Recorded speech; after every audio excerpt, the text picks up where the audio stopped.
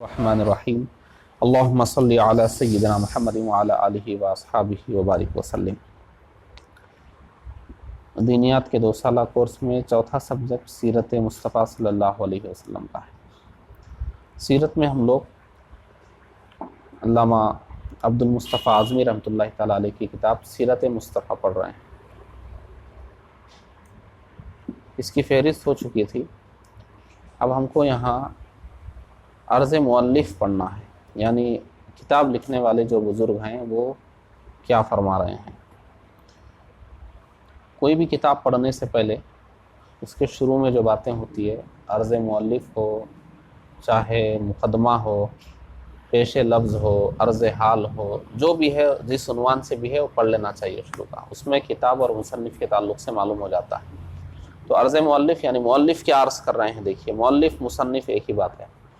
بسم اللہ الرحمن الرحیم نحمدہ ونصلی علی رسولہ الکریم۔ کون ہے مصنف؟ نام کیا ہے ان کا؟ علامہ عبد المصطفیٰ اعظمی علیہ الرحمہ۔ دیکھیے کیا فرما رہا ہے۔ الحمدللہ، خداوند قدوس جل جلالہ کا بے شمار شکر ہے کہ میری ایک بہت ہی دیرینہ اور بہت بڑی قلبی تمنا پوری ہو گئی۔ قلبی تمنا ہے، دلی آرزو کہ بہت سے موانع کے باوجود موانع یعنی رکاوٹیں، موانع کے باوجود، یا پیچھے بیٹھ جائیے آپ لوگ خاموش، موانع کے باوجود یعنی رکاوٹوں کے باوجود حضور اقدس شہنشاہ دو عالم صلی اللہ علیہ وآلہ وسلم کی سیرت مقدسہ کے اہم عنوانوں پر یہ چند اوراق لکھنے کی مجھے سعادت نصیب ہو گئی۔ چند اوراق کتنے ہیں؟ 600 صفحات ہیں، 300 اوراق ہیں۔ 600 صفحات کا مطلب 300 ورق ہیں۔ تو چند اوراق، چند کیوں کہہ رہے ہیں؟ سیرت اتنی بڑی ہے، وہ چند ہے اس کے سامنے، یہ چند اوراق لکھنے کی مجھے سعادت نصیب ہو گئی۔ فالحمدللہ علی احسانی، اور ہم لوگوں کو پڑھنے کی سعادت حاصل ہو رہی ہے۔ دیکھیے یہ کتاب اگرچہ اپنے موضوع کے اعتبار سے بہت ہی مختصر ہے، سیرت کے موضوع کے لحاظ سے دیکھا جائے تو بہت مختصر ہے، لیکن بحمدہ تعالی سیرت نبویہ علی صاحبہ الصلاۃ والسلام کے ضروری مضامین کی ایک حد تک جامع ہے۔ سیرت میں جو جو ضروری ہے وہ اس میں جمع کر دیا گیا ہے، جس کو میں چمنستان سیرت کے گلہائے رنگا رنگ کا ایک مقدس اور حسین گلدستہ بنا کر سیرت المصطفیٰ کے نام سے ناظرین کی خدمت میں پیش کرنے کی روحانی مسرت حاصل کر رہا ہوں۔ حضور کی سیرت کو ایک باغ فرما رہے ہیں، اور وہ باغ میں کیا ہے؟ مختلف رنگوں کے پھول ہیں، تو مختلف پھولوں کو چن کر آپ نے ایک گلدستہ بنایا، وہ گلدستہ یہ کتاب ہے بیان کر رہا ہے۔ تو وہ تو سیرت تو اتنا بڑا باغ ہے، یہ صرف ایک گلدستہ ہے، چند پھولوں کو چن کر بنایا گیا ہے، اور روحانی مسرت حاصل کر رہے ہیں۔ روحانی مسرت، روح خوش ہو رہی ہے مصنف کی لکھ کر سیرت۔ اب یہ بتانا چاہ رہے ہیں مختصر کیوں؟ سیرت جب اتنی بڑی ہے تو یہ مختصر کیوں لکھ رہے ہیں؟ سیرت کا ایک ایک جز ہمارے لیے اہم ہے، تو سب پوری سیرت لکھتے ہیں، مختصر کیوں لکھ رہے ہیں؟ وجہ کیا ہے مختصر کرنے کی، وہ بتا رہے ہیں۔ دیکھیے مختصر کیوں؟ پہلے خیال تھا کہ سیرت مقدسہ کے تمام عنوانوں پر کئی جلدوں میں ایک مبسوط و مفصل، مبسوط یعنی پھیلی ہوئی، مفصل تفصیل کے ساتھ کتاب تحریر کروں، یہ ارادہ تھا پہلے، مگر بچند وجوہ یعنی کچھ اسباب ہیں، وجوہ اسباب، کچھ اسباب کی وجہ سے مجھے اپنے اس خیال سے رجوع کرنا پڑا۔ خیال تو یہ تھا مگر یہ خیال چھوڑ دینا پڑا۔ کیا وجہ ہے؟ کس وجہ سے یہ خیال چھوڑنا پڑا وہ دیکھیے۔ اولاً یعنی پہلی وجہ، اولاً یہ کہ مجھ سے پہلے ہر زمانے میں اور ہر زبان میں ہزاروں خوش نصیبوں کو حضور رحمت عالم صلی اللہ علیہ وآلہ وسلم کی مقدس سیرت پر کتابیں لکھنے کی سعادت حاصل ہوئی، اور انشاءاللہ تعالی قیامت تک ہزاروں لاکھوں خوش بخت مسلمان اس سعادت سے سرفراز ہوتے رہیں گے۔ بہت سے خوش قسمت مصنفین ہزاروں صفحات پر کئی کئی جلدوں میں بڑی بڑی ضخیم کتابیں اسی مضمون پر لکھ کر سعادت کونین سے سرفراز اور دولت دارین سے مالا مال ہو گئے، اور اس میں شک نہیں کہ ان بزرگان دین نے اپنی ان ضخیم کتابوں میں سیرت نبویہ کے تمام اہم عنوانوں پر سیر حاصل تفاصیل فراہم کی ہیں، لیکن پھر بھی ان میں سے کوئی یہ دعویٰ نہیں کر سکتا کہ ہم نے شہنشاہ کونین صلی اللہ علیہ وآلہ وسلم کی سیرت پاک کے تمام گوشوں کو مکمل کر کے اس کے تمام جزیات کا احاطہ کر لیا ہے، کیونکہ سیرت نبویہ کا ہر عنوان وہ بحر ناپیدا کنار ہے، یعنی ایسا سمندر جس کا کوئی کنارہ نہیں ہے، کہ اس کو پار کر لینا بڑے بڑے اہل علم کے لیے اتنا ہی دشوار ہے جتنا کہ آسمان کے چاند تاروں کو توڑ کر اپنے دامن میں رکھ لینا۔ اب ظاہر ہے کہ جو کام علم و عمل کے ان سر بلند پہاڑوں سے نہ ہو سکا، بھلا مجھ جیسے ناکارہ انسان سے اس کام کے انجام پانے کا کیوں کر تصور کیا جا سکتا ہے؟ تو فرما رہے ہیں کہ بڑے بڑے ائمہ مکمل سیرت کوئی ایک ہی نہیں لکھ سکے، تو مجھ جیسے سے کیا ہو سکتا ہے؟ اس لیے میں نے خیال ترک کر دیا۔ اس لیے مجھے اسی میں اپنی خیریت نظر آئی کہ صرف چند اوراق کی ایک کتاب سیرت نبویہ کے موضوع پر لکھ کر مصنفین سیرت کی مقدس فہرست میں اپنا نام لکھوا لوں اور ان بزرگوں کی صف نعال میں، یعنی جوتوں کی صف میں جگہ پا لینے کی سعادت حاصل کر لوں۔ سیرت کی بڑی بڑی کتابیں جن بزرگوں نے لکھی ہے، ان بزرگوں کی جوتیوں کی جو صف ہوتی ہے اس میں مجھے جگہ مل جائے، اس نیت سے میں نے یہ کتاب بس لکھ دی ہے۔ ان بزرگوں کی صف میں نہیں کر رہے ہیں، ان کی جوتیوں کی صف میں۔ ایک وجہ کہ میری اوقات ہی کیا ہے، میں کیا لکھ سکوں گا حضور کی سیرت، بڑے بڑے لوگ مکمل نہیں لکھ سکے، اس لیے میں نے خیال چھوڑ دیا۔ ایک سبب۔ دوسرا دیکھیے، ثانیاً یہ کہ انسانی مصروفیات کے اس دور میں، یعنی لوگ اتنا مصروف ہو گئے ہیں، انسانی مصروفیات کے اس دور میں، جبکہ مسلمانوں کو اپنی ضروریاتی زندگی سے بالکل ہی فرصت نہیں مل رہی ہے، کھانے کمانے میں ہی بزی ہیں لوگ، اور علمی تحقیقات سے ان کی ہمتیں کوتاہ۔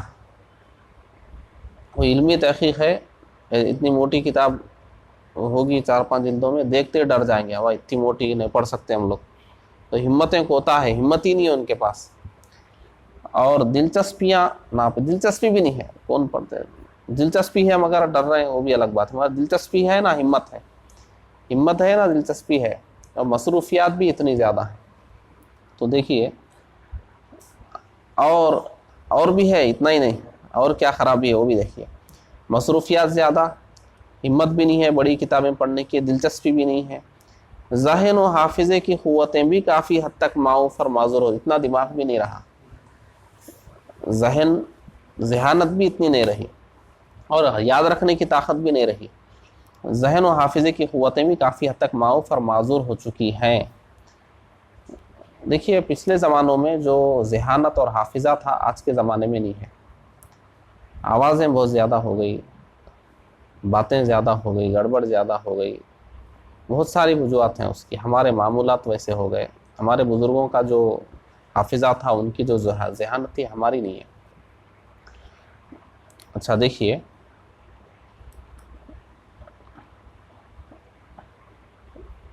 اس سب کا نتیجہ کیا ہے؟ آج کل کے مسلمانوں سے یہ امید فضول نظر آئی کہ وہ طویل و مفصل اور موٹی موٹی کتابوں کو پڑھ کر اس کے مضامین کو اپنے ذہن و حافظے میں محفوظ رکھ سکیں گے، یہ امید نہیں ہے، فضول ہے یہ امید کرنا کہ ہم موٹی کتاب لکھیں گے سیرت کی، لمبی چوڑی، اور لوگ پڑھیں گے، اس کو یاد رکھیں گے، یہ سب امید رکھنا فضول ہے، کیونکہ لوگوں کے پاس نہ وقت ہے، نہ شوق ہے، نہ دماغ ہے، کچھ بھی نہیں ہے، تو کیسے ہوگا؟ تو وہی کہہ رہے ہیں۔ تو لہٰذا اس حال و ماحول کا لحاظ کرتے ہوئے میرے خیال میں یہی مناسب معلوم ہوا کہ سیرت نبویہ کے موضوع پر ایک اتنی مختصر اور جامع کتاب لکھ دی جائے جس کو مسلم طبقہ اپنے خلیل ترین اوقات فرصت، تھوڑا جو وقت مل رہا، اس میں صرف چند نشستوں کے اندر، یعنی چند مرتبہ بیٹھ کر پوری کتاب پڑھ لے اور اس کو اپنے ذہن و حافظے میں محفوظ رکھے، یہ سوچ کر میں بس اتنی لکھا ہوں۔ لیکن مصنف کی یہ خواہش تھی لیکن اب کا مسلمان کیا یہ کتاب چند بیٹھکوں میں پڑھ لے پھر ذہن میں بٹھا لے اس قابل ہے؟ وہ امید بھی پوری نہیں ہو رہی مصنف کی. وہ تو کئی جلدوں میں لکھنا چاہتے تھے، یہ سب سوچ کے اتنی لکھے کہ مسلمان چند بیٹھکوں میں پڑھ لے اور ذہن میں بٹھا لے، لیکن اب مسلمان یہ بھی نہیں کر رہے ہیں. تو ان کی روحیں کیا محسوس کرتی ہوں گی؟ تو ہماری کوشش یہ ہے کہ یہ کتاب جو بھی ہمارے پاس پڑھ رہے ہیں پوری کتاب پڑھ لیں، اور ایسا پڑھ لیں کہ پوری کتاب ذہن میں نہ بھی رہے، اکثر کتاب تو رہے، سیرت تو معلوم ہو جائے. تو یہ دیکھیے آپ، موٹی کتاب نہیں، موٹی نہیں، مصنف کیا فرما رہے ہیں، چند مرتبہ بیٹھیں گے تو ختم ہو جائے گی. اور مجھ کو امید ہے کہ تھوڑی فرصت نکالیں گے اور اس کو پڑھ لیں گے، ذہن میں بٹھا لیں گے. مصنف کی یہ امید کو ہم پورا کرنا ہے. دیکھیے دوسری وجہ تھی نا لمبی کتاب نہیں لکھنے کی. تیسری وجہ دیکھیے، ثالثاً یہ کہ میرے نزدیک اس موضوع پر مبسوط و مفصل کتاب کی تدوین و تالیف تو بہت ہی آسان کام ہے، مگر اس کی طباعت و اشاعت کا، یعنی لکھ تو دیں گے مگر کتاب چھاپنے کے لیے پیسے بھی چاہیے نا، وہ پریس والوں کو دینا پڑے گا، کتابت کرانی پڑے گی، سارے پیسے چاہیے کتاب چھپوانے کے لیے. وہ تو لوگ بعد میں خریدیں گے، پیسے آئیں گے، وہ پہلے تو لگانا ہے نا. ثالثاً یہ کہ میرے نزدیک اس موضوع پر مبسوط و مفصل کتاب کی تدوین و تالیف تو بہت ہی آسان کام ہے.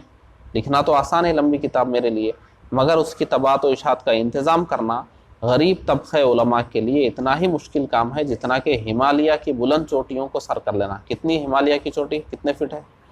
بہت اوپر ہے. کیونکہ مسلمانان اہل سنت کا مالدار طبقہ لغو اور فضول کاموں میں تو لاکھوں کی دولت اڑا دینے کو اپنے لیے اتنا ہی آسان سمجھتا ہے جتنا کہ اپنی ناک پر سے مکھی اڑا دینے کو. مسلمانوں کے مالدار لوگ ہزاروں لاکھوں روپے فضول اڑا دیتے ہیں اور اس میں تکلیف بھی نہیں ہوتی ان کو، ناک پر سے مکھی اڑائے جیسا تجوری خالی کر دی ہے فضول کاموں میں. لیکن کسی دینی و مذہبی کتاب کی طباعت یا اس کی خریداری میں اس کے لیے ایک نیا پیسہ لگا دینا اتنا ہی دشوار اور کٹھن کام ہے جتنا کہ اپنی کھال کو اتار کر پامال کر دینا. فضول کاموں میں لاکھوں بہانا آسان ہے، ناک پر سے مکھی اڑانے کے برابر ہے، اور دین کے کام میں تھوڑا سا خرچ کرنا کھال کھینچ دینے کے برابر ہے. یہ مالداروں کا حال ہے. علماء ٹھہرے غریب، لکھیں گے مگر چھاپیں گے کہاں سے؟ مالدار لوگ ایسے ہیں. تو یہ فرما رہے ہیں، یہ وہ تلخ حقیقت، کڑوی حقیقت ہے جس کی تلخی سے بار بار تجربات کے کام و دہن بگڑ چکے ہیں. لہٰذا ان تجربات کی بنا پر میں نے یہی بہتر سمجھا کہ میں بس اتنی ہی ضخیم کتاب لکھوں جس کی طباعت و اشاعت کے اخراجات کا سارا بار میں خود ہی اٹھا سکوں. یعنی جتنی موٹی کتاب چھاپنے کی میری حیثیت ہے اتنی ہی لکھوں، اس سے زیادہ میں نہیں لکھ سکتا. چھاپیں گے کون؟ اچھا، اور مجھ کو کسی کے آگے دستے سوال دراز کرنے کی ضرورت نہ پڑے. میرے پاس جو ہے تو مصنف نے یہ کتاب لکھی اپنے زیب خاص سے، اس کو شائع بھی فرمایا. کس کے لیے؟ مسلمانوں کے لیے، ہمارے اور آپ کے لیے. تو یہ تین وجہ تھی، تین وجوہ ہیں کہ مصنف بہت کئی جلدوں میں سیرت لکھنا چاہتے تھے مگر یہ ایک جلد میں مختصر سے لکھے ہیں. تو وہی فرما رہے ہیں مختصر کیوں، اس وجہ سے مختصر. تو اب اس میں دیکھیے ہم کو کیا کرنا ہے کہ اس کو پڑھ لینا ہے اور جتنا ہو سکے اس کو ہم خرید لینا ہے اور مسلمانوں کو خریدنے کی طرف آمادہ بھی کرنا ہے. اب تو بہت آسان ہو گیا، لوگ خود مسلمانوں کے اپنے خود پریس ہو گئے، بڑی بڑی کتابیں چھپ رہی، سب ہو گیا. مگر وہ دور الگ تھا. یہ جو مصنف کا دور ہے بہت مشکل تھا کتابیں چھاپنا، اخراجات بہت تھے، خریدنے والے کم تھے، بہت سارے معاملات تھے. آج یہیں تک رہنے دیجیے.